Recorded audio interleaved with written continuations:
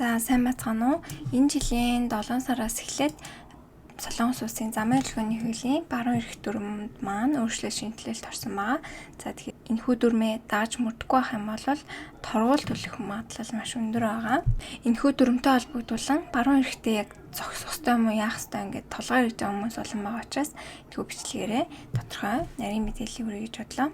За машины гэрлэн дохио ногоон байх үед мөн явгууны гэрлэн дохио ногоон байх юм бол энэ үед явган зорчигч гарцан дээр хөндлөн гарч явах юм бол мэдээж заавал зогсож өгөх ёстой.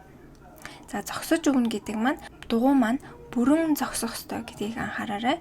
Зогсохгүй те жоох удаанаар уршилсаар авах юм бол зогсоогүй тооцно. За мөн явган зорчигч гарцан дээр гарч байгаа болон гарцны өмнө гарах га зогсож байх юм бол мөн заавал зогсож өгөх ёстой.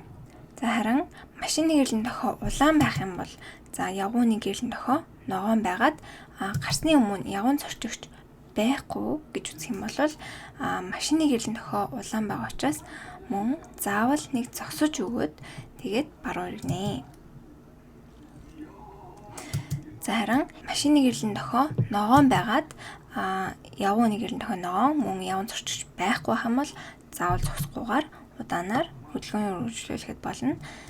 За харин оройны бүүг яг хүүхдийг хамгаалах бус school zone-д анхаарах хэрэгтэй. Хүүхэд байсан байгаагүй, гэрлэн дохио байсан байгаагүй, гэрлэн дохио ногоон байсан ч гэсэн заавал зогсож өгөх ёстой. Заавал нэг зогсож өгчөөд тэгээд хөдөлгөөнийг үргэлжлүүлэх ёстой. За тэгэхээр та бүхэн хүүхдийг хамгаалах бүсэд хүүхэд гарсны өмнө гарсан дээр байсан байгаагүй заавал зогсож өгөөд явах хэрэгтэй. Ерөнхийд нь базаад хэлэх юм бол оройны бүүг буюу хүүхдийг хамгаалах бүс байх юм бол заавал зогсож өгнө. Хүүхэд байсан байгаагүй хамаагүй заавал нэг зогсож өгөөд явах ёстой гэдгийг анхаарна.